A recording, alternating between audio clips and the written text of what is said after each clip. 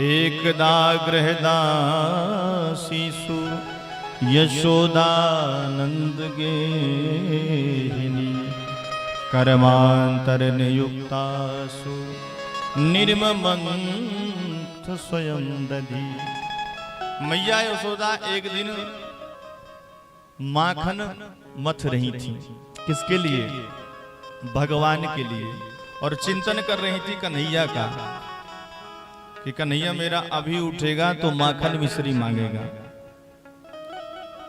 वाणी से भगवान के सुंदर सुंदर भजनों का गायन कर रही है, हाथों से भगवान के लिए माखन भी लो रही है और चिंतन चल रहा है ठाकुर जी का। तो मनसा वाचा कर्मणा तीनों प्रकार से भगवान की भक्ति हो रही है।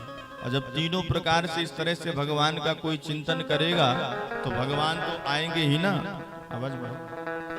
तो सोते हुए कन्हैया मैया यशोदा के पास आकर के खड़े हो गए। मैया मैया मुझको माखन दे। मैया ने कहा देख लाला अभी तो माखन में निकाल रही हूँ, ऐसा करके कल का बासी माखन रखा है उसी को निकाल करके मिश्री मिला करके पाले। कन्हैया ने कहा मैया मेरे को ताजा माखन चाहिए और अभी चाहिए। मधानी पकड़ करके खड़े हो गए।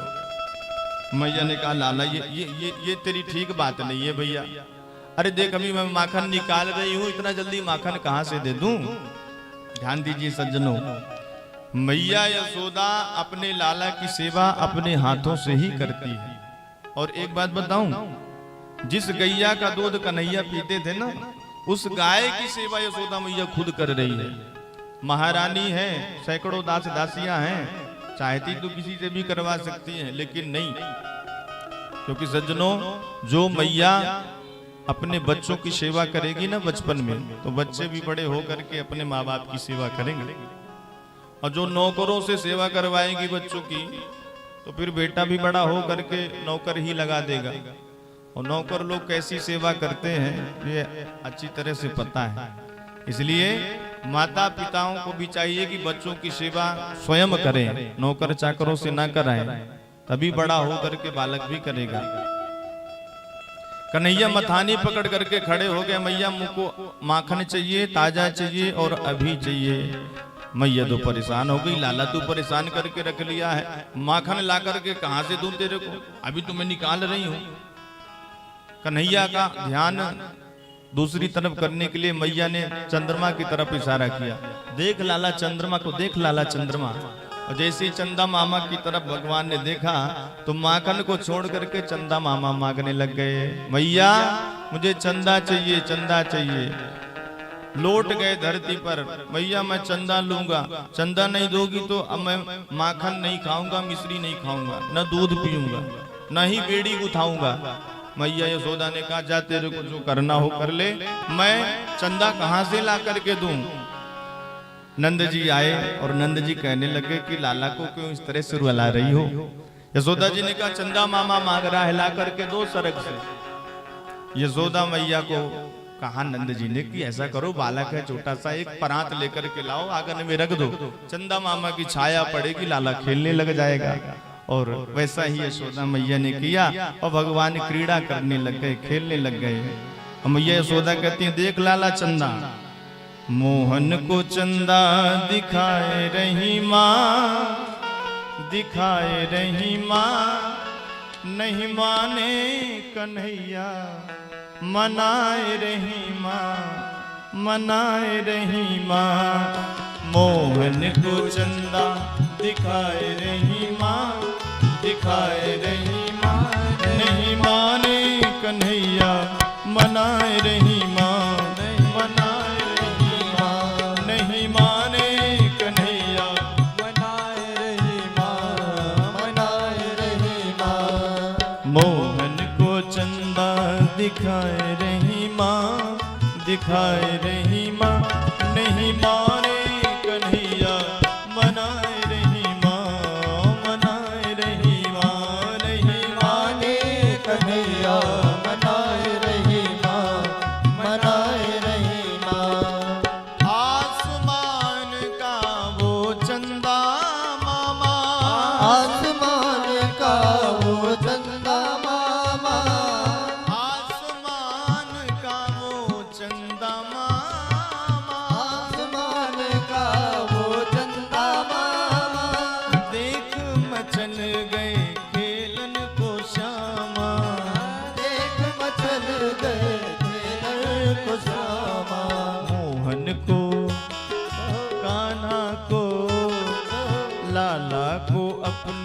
बहलाए रही माँ, फुसलाए रही माँ, नहीं माने कन्हैया मनाए रही माँ, मनाए रही माँ। अपने लल्ला को चंदा दिखाए रही माँ, दिखाए रही माँ, नहीं माने कन्हैया मनाए रही माँ, ओ नहीं माने कन्हैया मनाए रही माँ, ओ नहीं माने कन्हैया मनाए रही माँ, ओ नहीं माने कन्हैया मनाए रही माँ। कन्हैया कहते मैया चंद्र खिलौना लई, चंद्र खिलौना का ध्यान जैसे ही सामने थाली में चंदा मामा दिखे तो भगवान खेलने लग गए और रोने लगे, मैया ये तो चंदा गायब हो गया, भाग गया चंदा। तो मैया ने कहा देख लाला, हम तेरे को बढ़िया एक दुल्हन ला करके दे देंगे। अब तो भगवान माखन को भी छोड़ दिए और दुल्हन के पीछे पड़ गए। अब ना मुझे चंदा चाहिए, अब तो मुझे दुल्हन चाहिए। मैया ने कहा दादी के नाक पोछना आता नहीं है, दुल्हन चाहिए। शादी करवा लेना इतना सरल थोड़ी है, पत्नी को संभाल पाएगा?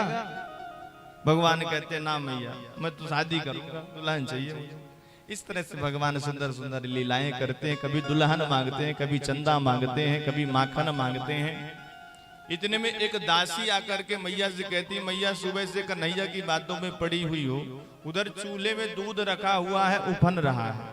मैया कन्हैया को गोद में लेकर के स्तनपान करवा रही थी। अचानक कन्हैया ने पूछ भी लिया कि मैया तेरे को दूध प्यारा कि दूध प्यारा? मैया ने कहा अरे मेरे को तो तू प्यारा है, दूध तो उसकी क्या कीमत है तेरे सामने भाई? अरे दूध को संभाल करके मैं इसलिए रखती हूँ कि तू उसको पीता है, इसलिए मेरे को तो तू ही प्यारा है। और जैसे दासी ने आवाज लगाई तो मैया कन्हैया को धरती पर पटक करके चली गई दूध निकालने के लिए। अब तो कन्हैया को बड़ा क्रोध आया कि बताओ, अभी मैया कह रही थी कि दूध प्यारा नहीं पूत प्यारा है, और आज कन्हैया को बड़ा क्रोध भी आया कि मेरे को छोड़ करके मैया चली गई। इतना क्रोध आया कि जितने माट मटके आंगन में सब रखे हुए थे पुराने पुराने, सबको कन्हैया तोड़ फोड़ करके ठिकाने लगा दी। पूरे आंगन में दधी दूध की नदी बन गई। अब मैया यशोदा आकर के देखी तो पहले तो बड़ी हंसी कि बताओ नेक सा छोरा है और इतनी गुस्सा इसके अंदर आती है। पर मैया ने सोचा है कि लाला बिगड़ता जा रहा है, अब इसको दंड देना चाहिए। ये सब गोपियां बिल्कुल सही कहती थी। आज ये मेरे पुराने पुराने कारे चिकने चिकने मटकों को फोड़ करके ठिकाने लगा दिया। बिल्कुल गोपियां सही करती थी, सही कह रही थी। अब मैं इसको आज छोड़ने वाली नहीं। मैया यशोदा कन्हैया को पकड़ने के लिए पीछे पीछे दौड़ने लग गई। आगे आगे कन्हैया, पीछे पीछे मैया। सुखदेव बाबा कहते हैं कर लो परीक्षित ब्रह्म के दर्शन, ऐसा भागता हुआ ब्रह्म कभी देखने को नहीं मिलेगा। भगवान दौड़ रहे हैं आगे आगे, मैया पीछे पीछे है। कन्हैया रुक जा। कन्हैया ने कहा नहीं रुकने वाले, तू हमको मारेगी। यशोदा मैया ने कहा नहीं मारूंगी लाला, तेरी पूजाई करूंगी, तू रुक तो जा। कन्हैया ने कहा अच्छा पूजाई करेगी तो फिर हाथ में लाठी क्यों ले रखी है? मैया ने लाठी को फेंक दिया। अब तो आजा मेरे पास। कन्हैया धीरे से आ गए पूजाई करवाने के लिए, और जो मैया ने देखा आ गया तो पकड़ी गप से हाथ और चल तेरी आज अच्छे से पूजाई करती हूँ। सुबह से परेशान करके रखा है, मेरी को थका डाला दौड़ा दौड़ा करके। ले जा करके मैया ने सोचा क्या करना चाहिए। बालक है, ज्यादा मारना पीटना भी ठीक नहीं है, नहीं घर छोड़ करके भाग जाए तो दूसरी समस्या आ जाएगी। लेकिन दंड भी कुछ ना कुछ देना पड़ेगा, बिगड़ता जा रहा है लाला। ले जा करके उखल में मैया यशोदा कन्हैया को बांधने लग गई। रस्सी पकड़ करके लेकर के आई, घुमा करके रस्सी को और गांठ लगाने लग गई। जैसे ही गांठ लगाया मैया ने तो 2 अंगुल रस्सी छोटी पड़ गई। मैया ने दूसरी रस्सी जोड़ दी, फिर घुमा करके जैसे गांठ लगाया 2 अंगुल छोटी पड़ गई। तदपि द्वयि अंगुलम नूनम यद यदादत्त बंधनम। पूरे घर की रस्सी मैया यशोदा जोड़ करके भगवान के पेट से बांध करके घुमा करके जैसे लेकर के आती है गांठ लगाने के लिए, रस्सी 2 अंगुल छोटी पड़ रही है। क्यों छोटी पड़ रही है? क्योंकि मैया यशोदा चाहती है लाला को मैं बांधूंगी। ऐश्वर्य शक्ति बांधना चाहती है, माधुर्य शक्ति बंध नहीं रही। भगवान कब बनते हैं? भक्ति रूपी बंधन में ही तो बनते हैं। व्यक्ति अपना पुरुषार्थ करे और भगवान की कृपा का आसरा न ले तो उसका बनता बनता काम भी बिगड़ जाता है। मैया यशोदा चाहती है कि मैं कन्हैया को बांधूं, लेकिन कन्हैया क्या हठ पूर्वक किसी से बंध सकते हैं? भगवान कब बंधेंगे? जब हृदय में भक्ति आ जाएगी, भगवान के चरणों में सर झुक जाएगा, तभी तो ठाकुर जी दौड़े दौड़े आते हैं ना। और जब मैया पसीने पसीने लथपथ हो गई, ऊपर से नीचे तक पसीना चलने लग गया, मैया यशोदा के दोनों हाथ जुड़ गए और मैया ने कहा, हे भगवान अब ये बंध क्यों नहीं रहा? और जैसे हे भगवान का नाम लिया हाथ जोड़ करके, वैसे कन्हैया बन गए। बोलिए भक्त वत्सल भगवान की जय। स्वमातु सन्निगात्राया विश्वस्त्रक वस्त्रजा दृष्टवा परिश्रमं कृष्णः कृपया शीत सुबंधन। मैया को जैसे परेशान कन्हैया ने देखा, हाथ जुड़े हुए देखे तो कन्हैया बंध गए। और एक संत तो यहाँ पर बड़ा सुंदर भाव रखते हैं कि भगवान तब तक नहीं बंधे जब तक बरसाने से प्रेम रूपी रस्सी नहीं आई। ब्रजमंडल की सारी रस्सी जोड़ जोड़ करके कन्हैया को बांधा गया, 2 अंगुल छोटी, तो फिर बरसाने से रस्सी मंगाई गई और प्रेम रूपी रस्सी जब आई तब कन्हैया हमारे बंधे। ये एक संत का भाव है। मैया बांध करके उखल में चली गई और कह दी कि दिन भर आज बंधा रहना, खाना पीना कुछ नहीं मिलेगा, बुद्धि ठिकाने लग जाएगी तेरी। और जाकर के मैया अपने घर के कार्य में व्यस्त हो गई। इधर भगवान रो रहे हैं, आंसू बहा रहे हैं, मैया मुंह को मुक्त कर दे, मैया मुंह को खोल दे, मैया मुंह को खोल दे। सुखदेव बाबा कहते हैं, परीक्षित दुनिया को मुक्ति देने वाला मैया यशोदा से मुक्ति मांग रहा है। देख लो, कर लो दर्शन। भगवान सुंदर लीलाएं कर रहे हैं। इतने में मैया यशोदा के आंगन में 2 यमलार्जुन के वृक्ष थे। तो भगवान ने सोचा क्या करूं, तो उखल को खिसकाते खिसकाते भगवान आंगन में आए और जैसे ही उन यमलार्जुन के वृक्षों से स्पर्श हुआ, वैसे ही वो वृक्ष धड़ाम से धरती पर गिर पड़े और उन वृक्षों से 2 महापुरुष प्रकट होकर के भगवान की स्तुति करने लगे। बड़ी सुंदर स्तुति किए हैं ये, आइए सुनते हैं। वाणी गुणानुकथने श्रवणौ कथाया हस्तौ च कर्म सुमन तब पादयोर्नः स्मृत्यां शिरस्तब निवास जगत् प्रणामे दृष्टि सतां दर्शनेस्तु भवतनूना। हे प्रभु, ये वाणी से हम सदैव आपका ही नाम लेते रहें, आपकी ही कथा कहते रहें, इन कानों से आपकी कथा सुनते रहें, आपका नाम सुनते रहें, इन हाथों से आपकी सेवा करते रहें। ये सिर आपके चरणों में झुकता रहे, संत महात्माओं के चरणों में झुकता रहे और ये दृष्टि सदैव आपका ही दर्शन करे। यही हम आपसे वरदान मांगते हैं। भगवान ने वरदान दिया और इनको अपने धाम में भेजा। परीक्षित ने पूछा, महाराज ये 2 महापुरुष हैं कौन? तब सुखदेव बाबा कहते हैं कि देखो ये वित्त मंत्री के बेटे हैं। असतः श्रीमदान्धस्थ दारिद्र्यम परमंजनम। वित्त मंत्री कौन है? कुबेर। देवताओं के वित्त मंत्री कुबेर हैं। तो बड़े बाप के बेटा जो होते हैं ना, ज्यादा कर बिगड़ते ही हैं। ज्यादा पैसा जिसके घर में होता है दुरुपयोग ही होता है। वो क्या, तो ये नल कुबर और मणिग्रीव थे। एक बार सरोवर में नग्न स्नान कर रहे थे। नारद जी को देखा इन्होंने तो हाथ उठा करके कहते हैं, महाराज दंडवत। नारद जी ने सोचा ये मूर्ख कैसे प्रणाम कर रहे हैं, प्रणाम करने का भी ढंग नहीं है ठीक से। अरे प्रणाम कैसे किया जाता, ये तो ज्ञान होना चाहिए। और जैसे ही नारद जी थोड़ा सा पास आए तो दोनों जो स्नान कर रहे थे नग्न आकर के बाहर खड़े हो गए जड़वत। नारद जी ने देखा मूर्ख कहीं के, प्रणाम करने का तरीका नहीं है और निर्वस्त्र मेरे सामने खड़े हो तुम लोग, श्राप देता हूं कि तुम जड़ हो जाओ। दोनों हाथ जोड़ करके चरणों में प्रार्थना करी, महाराज हमको आपने वृक्ष बना दिया, वो हमारा कल्याण कैसे होगा, क्षमा करें हमसे बड़ी गलती हो गई। तो नारद जी ने कहा वृक्ष तो तुमको बनना पड़ेगा, लेकिन साधारण वृक्ष नहीं बनोगे, यशोदा मैया के आंगन के वृक्ष बनोगे। द्वापर में भगवान कृष्ण अवतार लेकर के आएंगे और तुम्हारा स्पर्श होगा, तब कहीं जाकर के तुम्हारा कल्याण होगा। तो ये नल कुबर और मणिग्रीव हैं, वित्त मंत्री कुबेर के पुत्र हैं। इनका भगवान ने यहाँ पर उद्धार किया है। अब जब थोड़ी देर बाद भीषण गर्जना हुई, अब तो नंद जी ने सोचा ये क्या हो रहा है। दौड़ करके आकर के आंगन में देखे तो 2 यमलार्जुन के वृक्ष गिरे पड़े हैं और कन्हैया ऊखल से बंधे हुए गिरे पड़े हैं। अब तो नंद बाबा की धड़कन तेज हो गई, हे भगवान मेरे लाला को क्या हो गया। दौड़ करके आए, कन्हैया का बंधन खोले, गोद में उठा करके मैया यशोदा के पास गए। अरे यशोदा, ये लाला को किसने बांधा। मैया ने कहा मैंने बांधा था। अब तो यहाँ पर नंद जी ने बड़ी डांट लगाई, बच्चों को कोई इतना दंड देता है क्या। अरे अभी हमारे लाला को कुछ हो जाता, 2 यमलार्जुन के वृक्ष गिरे, कहीं लाला के ऊपर गिरते तो आज क्या हो जाता।